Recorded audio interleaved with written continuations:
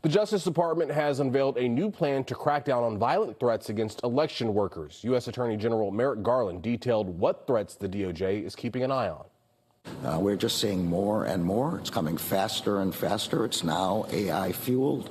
They're now using bot farms in a way that was not possible before.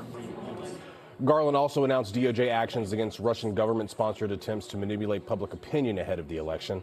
Among those actions are new charges against employees of the Russian television network RT, as well as the seizure of internet domains tied to Russian attempts to influence the election. Let's go ahead and bring in NBC 10 Boston political commentator and my at-issue co-host, Sue O'Connell.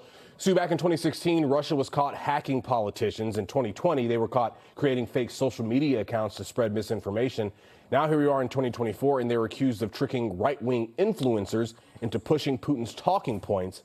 Has Russia always tried to meddle in U.S. politics, or is this a new effort that came with the rise of social media? Well, Corey, it looks like the continuation of Russian President Vladimir Putin's efforts to influence the American presidential elections. And in this case, intelligence officials say Putin was working to get Trump back into the White House. Look, Russians have been meddling in American politics, for about 100 years or so. So it isn't surprising.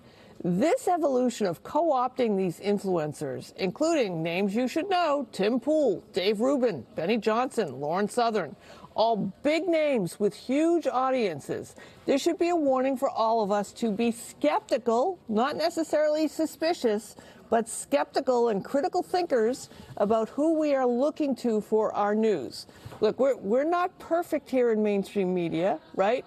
But these influencers, who reports say were completely unaware that they were being used by Russians to spread Putin's propaganda to Americans, have millions of followers and virtually no oversight, no management, no bosses. So they were allegedly ignorant to the danger that they were being paid by a Russian influence operation, and just ignorant about the source of their talking points. So, Sue, Donald Trump is infamously dismissive of accusations that Russia is meddling in U.S. politics, and a lot of the conservative voters out there have adopted this view, as have, as you mentioned, all of those influencers.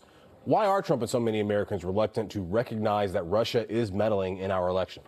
Well, I mean, Corey, because Americans are getting their news, a lot of it, from these YouTubers, from ex-posters, from influencers, and they're looking and getting news that affirms their biases and their points of view. And then people like the Kremlin, organizations like the Kremlin, they just flood the zone with all this information. So if you're just a regular American and you keep hearing the same message over and over and over again from different sources, you're likely to start believing it, right? And as for the U.S. lawmakers who actually say the words that Putin is thinking in Russia, they see the same disinformation that we do. And some of them, sadly, are not really big thinkers or serious people, as they would say in succession.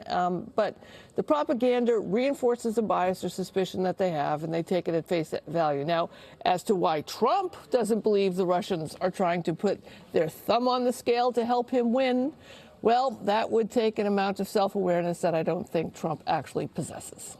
So, Sue, do you think the U.S. is reactive to Russia's meddling, or is there any way for us to be proactive about it? In other words, are we going on offense as the U.S.? Yeah, I'm told that the U.S. is always on alert and on offense for Russian interference, and I'd be remiss to say if I'm pretty sure that Americans are doing something to influence efforts in Russian spheres. But experts say that keeping track of the Russian disinformation campaigns, telling regular people to try and think critically when you see things, and asking social media companies like X, this is a big one, to be more vigilant. These are steps that you can take to reduce Russia's success in meddling in our political process. Put your little thinking caps on, people. All right. Sue O'Connell joining us live in the newsroom. Sue, thank you for your insight, as always. And, of course, you can join Sue, me, Matt Pritchard, every Sunday morning right here on NBC 10 Boston for At Issue. We recap all the national and local headlines right after Meet the Press. Our guest this week, Massachusetts Senator Elizabeth Warren. It starts at 11:30.